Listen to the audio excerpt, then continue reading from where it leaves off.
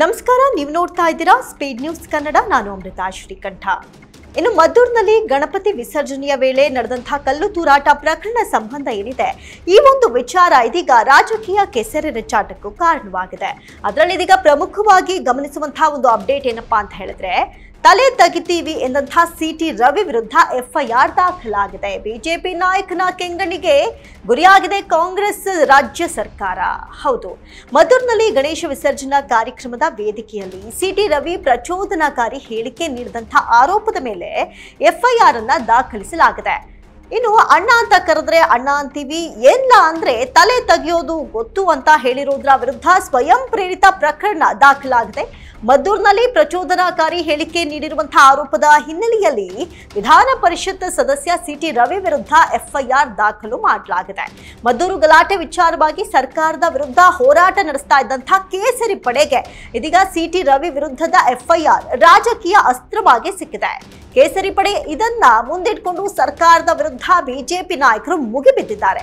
ಹಾಗಾದ್ರೆ ಯಾಕೆ ಎಫ್ಐಆರ್ ದಾಖಲಾಯಿತು ಅಂತ ನೋಡೋದಾದ್ರೆ, ಮಂಡ್ಯದ ಮದ್ದೂರಿನಲ್ಲಿ ಸಾಮೂಹಿಕ ಗಣಪತಿ ವಿಸರ್ಜನೆಯ ವೇದಿಕೆಯ ಕಾರ್ಯಕ್ರಮದಲ್ಲಿ ಭಾಷಣ ಮಾಡಿದಂತಹ ಸಿಟಿ ರವಿ ಇನ್ನು ಪ್ರಚೋದನಕಾರಿಯಾದಂತಹ ಭಾಷಣ ಮಾಡಿದ್ದಾರೆ ಎನ್ನುವಂತಹ ಆರೋಪ ಕೇಳಿಬಂದಿದೆ. ಈ ಹಿನ್ನೆಲೆಯಲ್ಲಿ ಪೊಲೀಸರು ಸ್ವಯಂ ಪ್ರೇರಿತವಾಗಿ ಪ್ರಕರಣವನ್ನ ದಾಖಲಿಸಿಕೊಂಡಿದ್ರು. Maddur police sub inspector Manjunath ದೂರಿನನ್ವಯ ಪ್ರಕರಣ ದಾಖಲಾಗಿದೆ.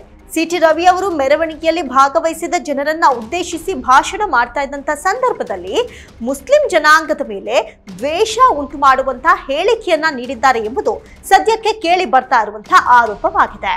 ಅಷ್ಟೇ ಅಲ್ಲದೆ, ಮುಸಲ್ಮಾನರು ರಾಮ ಮಂದಿರದಲ್ಲಿ ಪೆಟ್ರೋಲ್ ಬಾಂಬ್ ಹಾಕಿದಾಗ್ಲೇ ಇವರಿಗೆ ಬುದ್ಧಿ ಕಲಿಸಬೇಕಾಗಿತ್ತು. ಈಗ ಈ ರೀತಿ ಆಗ್ತಾ ಇರ್ಲಿಲ್ಲ. ನೀವು ಹೊರಗಡೆಯಿಂದ ಬಂದವರು, ನಾವು ಇಲ್ಲೇ ಇರುವವರು, ತೊಡೆ ತಟ್ಟೋ ಕೆಲಸ ಮಾಡಬೇಡಿ. ತೊಡೆ ಮುರಿದಾಕ್ತಿವಿ, ತಲೆನೋವು ತೆಗಿತೀವಿ. ನಮ್ಗೆ ತೊಡೆ ಮುರಿಯೋದು ಗೊತ್ತು. ಕಲ್ಲು ಹೊಡೆದವರನ್ನ ಕಲ್ಲಿನ ಒಳಗಡೆ ಸಮಾಧಿ ಮಾಡೋ ತಾಕತ್ತು ಹಿಂದೂ ಸಮಾಜಕ್ಕೆ ಇದೆ ಅಂತ ಪ್ರಚೋದನಕಾರಿ ಹೇಳಿಕೆ ನೀಡಿದ್ರು ಅಂತ ದೂರಿನಲ್ಲಿ ಉಲ್ಲೇಖವನ್ನು ಮಾಡಲಾಗಿತ್ತು. ಅದರಂತೆ ಪ್ರಕರಣ ದಾಖಲಾಗಿದೆ.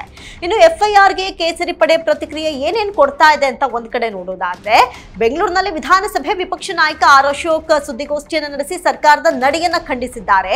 ಮದ್ದೂರಿನಲ್ಲಿ ನಿನ್ನೆ ನಾವು ದೊಡ್ಡ ಹೋರಾಟ ಮಾಡಿದ್ದೀವಿ. ನಾವು ಮದ್ದೂರಿಗೆ ಹೋಗಿದ್ದು ಬೆಂಬಲ ಕೊಡೋದಕ್ಕೆ ಹಾಗೂ ಗಾಯಗೊಂಡವರ ಮನೆಗೆ ಹೋದಾಗ ಅವ್ರು ಹೇಳಿದ್ದು ಏನಂದ್ರೆ, ಶವಯಾತ್ರೆ ವೇಳೆ ಮಸೀದಿ ಮುಂದೆ ತಮಟೆ ಹೊಡಿಬಾರ್ದಂತೆ, ಆ ಮಸೀದಿ ಕಟ್ಟಿರೋದು ಸರ್ಕಾರಿ ಜಾಗದಲ್ಲಿ. ಇನ್ನು ಸಿಟಿ ರವಿ ಉದ್ರೇಕಕಾರಿಯ ಭಾಷಣವಂತೂ ಏನು ಮಾಡಿಲ್ಲ. ಇದಕ್ಕಿಂತ ಕೆಟ್ಟದಾಗಿ ಕಾಂಗ್ರೆಸ್ನವರು ಬಹಳ ಸರಿ ಮಾತನಾಡಿದ್ದಾರೆ. ವಿಧಾನಸೌಧದಲ್ಲೇ ಪಾಕಿಸ್ತಾನ ಜಿಂದಾಬಾದ್ ಎಂದವರಿಗೆ ಏನ್ ಮಾಡಿದ್ದೀರಿ ಅಂತ ಪ್ರಶ್ನೆ ಮಾಡಿದ್ದಾರೆ ಆರ್ ಅಶೋಕ್. ಇನ್ನು ಸಿಟಿ ರವಿ ಏನಾದ್ರೂ ದೇಶದ್ರೋಹಿ ಕೆಲಸ ಮಾಡಿದ್ದಾರಾ? ಬಿಜೆಪಿ ನಾಯಕರು ಯಾರ್ಯಾರು ಮಾತನಾಡ್ತಿದ್ದಾರೋ ಅವರ ವಿರುದ್ಧ ಕೇಸ್ ಹಾಕೋದಕ್ಕೆ ಕಾಂಗ್ರೆಸ್ನಲ್ಲಿ ಒಂದು ಟೀಮ್ ಮಾಡ್ಕೊಂಡ್ಬಿಟ್ಟಿದ್ದಾರೆ. 4 ಸಚಿವರು ಕೂಡ ಆ ಟೀಮ್ ನಲ್ಲಿದ್ದಾರೆ ಎನ್ನುವಂತಹ ಅತಿ ದೊಡ್ಡ ಬಾಂಬ್ ಸಿಡಿಸಿದ್ರು. ಇನ್ನು 2 ವರ್ಷ ಆಮೇಲೆ ಇದೇ ನಿಮಗೆ ತಿರುಗುಬಾಣ ಆಗುತ್ತೆ ಅಂತ ಎಚ್ಚರಿಕೆಯನ್ನು ಈ ಸಂದರ್ಭದಲ್ಲಿ ನೀಡಿದ್ರು. ಇನ್ನು ಎಫ್ಐಆರ್ಗೆ ಕಾಂಗ್ರೆಸ್ ಏನ್ ಸಮರ್ಥನೆ ಕೊಡ್ತು? ಇಷ್ಟೆಲ್ಲ ಮಾತನಾಡ್ತಾ ಇರುವಂತಹ ವಿಚಾರಕ್ಕೆ ಸಂಬಂಧಪಟ್ಟಂತೆ ಕಾಂಗ್ರೆಸ್ ಏನ್ ರಿಯಾಕ್ಟ್ ಮಾಡ್ತು ಅಂತ ಹೇಳೋದಾದ್ರೆ, ಸಿಟಿ ರವಿ ವಿರುದ್ಧದ ಎಫ್ಐಆರ್ ನ ಕಾಂಗ್ರೆಸ್ ನಾಯಕರು ಸಮರ್ಥನೆ ಮಾಡ್ಕೊಂಡಿದ್ದಾರೆ. ಮಂಡ್ಯ ಜಿಲ್ಲಾ ಉಸ್ತುವಾರಿ ಸಚಿವ ಚಲುವರಾಯಸ್ವಾಮಿ ಮಾತನಾಡಿ, ಮಂಡ್ಯ ಮದ್ದೂರು ಶಾಂತವಾಗಿದೆ. ಆರಂಭದಲ್ಲಾಗಿರೋ ಘಟನೆಗೆ ತಾಳ್ಮೆ ಪ್ರಶ್ನೆ ಇಲ್ಲ. ನಾವು ಸೀರಿಯಸ್ ಆಗಿ ಕ್ರಮ ತೆಗೆದುಕೊಂಡಿದ್ದೀವಿ. ಯಾರು ಕಾರಣ ಆಗಿದ್ದಾರೆ ಅವರ ವಿರುದ್ಧ ಕ್ರಮ ಜರುಗಿಸ್ತೀವಿ. ಸಿಎಂ, ಗೃಹ ಸಚಿವರು ಮತ್ತು ನಾನು ಅಲ್ಲಿನ ಅಧಿಕಾರಿಗಳಿಗೆ ಕಠಿಣ ಸೂಚನೆಯನ್ನ ಕೊಟ್ಟಿದ್ದೀವಿ. ಇಷ್ಟಿದ್ರೂ ಬಿಜೆಪಿ ಅವರು ಅಲ್ಲಿಗೆ ಹೋಗಿ ಬಾಯಿಗೆ ಬಂದಂತೆ ಮಾತನಾಡ್ತಾರೆ. ಈ ವಿಚಾರವನ್ನ ಮತ್ತಷ್ಟು ಕೆದಕ್ತಾರೆ ಅಂತ ಆಕ್ರೋಶವನ್ನ ವ್ಯಕ್ತಪಡಿಸಿದ್ದಾರೆ. ಇನ್ನು ಸಿಟಿ ರವಿ ಮಾಜಿ ಮಂತ್ರಿಯಾಗಿ ಕಾಲು ಮುರಿಯುತ್ತೇವೆ ಅಂದ್ರೆ ಏನರ್ಥ? ಈ ರೀತಿಯ ಭಾಷೆ ಉಪಯೋಗ ಮಾಡ್ತಾರೆ ಅಂದ್ರೆ ಹೇಗೆ? ಸಿಟಿ ರವಿ ಅವರ ಹೇಳಿಕೆ ಸರಿ ಇಲ್ಲ. ಕಾನೂನಿರೋದು ತಪ್ಪಿತಸ್ಥರ ವಿರುದ್ಧ ಕ್ರಮ ತೆಗೆದುಕೊಳ್ಳೋದಕ್ಕೆ. ಘಟನೆ ನಡೆದಿರೋ ಸತ್ಯ, ಈಗ ಕ್ರಮ ಆಗಿದೆ. ಪೂರ್ವ ನಿಯೋಜಿತನ ಅನ್ನೋದ್ರ ಬಗ್ಗೆ ಮತ್ತಷ್ಟು ತನಿಖೆ ನಡೀತಾ ಇದೆ ಎಂದಿದ್ದಾರೆ. ಇನ್ನು ಗಣಪತಿ ಮೆರವಣಿಗೆ ಮೇಲೆ ಕಲ್ಲು ಹೊಡೆದ್ರೆ, ಪೆಟ್ರೋಲ್ ಬಾಂಬ್ ಹಾಕಿದ್ರೆ, ಪಾಕಿಸ್ತಾನ್ ಜಿಂದಾಬಾದ್ ಕೂಗಿದ್ರೆ ಸಹಿಸಿಕೊಂಡು ಕೂರುವಂತಹ ಕಾಲ ಇಲ್ಲ. ನಮ್ಮ ತಾಳ್ಮೆಯ ಕಟ್ಟೆ ಒಡೆದಿದೆ ಅಂತ ತೋರಿಸುವ ಸಲುವಾಗಿಯೇ ಜನಾಕ್ರೋಶ ವ್ಯಕ್ತವಾಗಿದೆ.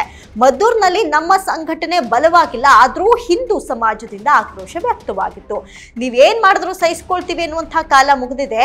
ನೀವು ಹೇಗೆ ವ್ಯವಹರಿಸುತ್ತೀರಿ ಹಾಗೆ ಹಿಂದೂ ಸಮಾಜ ಪ್ರತಿಕ್ರಿಯೆ ನೀಡುತ್ತೆ ಅಂತ ಸಮರ್ಥನೆ ಮಾಡಿಕೊಂಡ್ರು. ಒಟ್ಟಾರೆ ಮದ್ದೂರು ಗಲಾಟೆ ವಿಚಾರವಾಗಿ ಕಾಂಗ್ರೆಸ್ ವಿರುದ್ಧ ಕಮಲ ಪಡೆ ಸಮರ ಸಾರಿದೆ ಅಂತಲೇ ಹೇಳಬಹುದು. ಈ ನಡುವೆ ಸಿಟಿ ರವಿ ವಿರುದ್ಧ ಎಫ್ಐಆರ್ ದಾಖಲಾಗಿರೋದು ವಿಪಕ್ಷಗಳಿಗೆ ಮತ್ತೊಂದು ಅಸ್ತ್ರ ಸಿಕ್ಕಂತಾಗಿದೆ. ಇದಾಗಿತ್ತು ಈ ಕ್ಷಣದ ವಿಶೇಷ. ನೋಡ್ತಾ ಇರಿ ಸ್ಪೀಡ್ ನ್ಯೂಸ್ ಕನ್ನಡ. ಸುದ್ದಿ ನಿಮ್ಮದು, ವೇಗ ನಮ್ಮದು.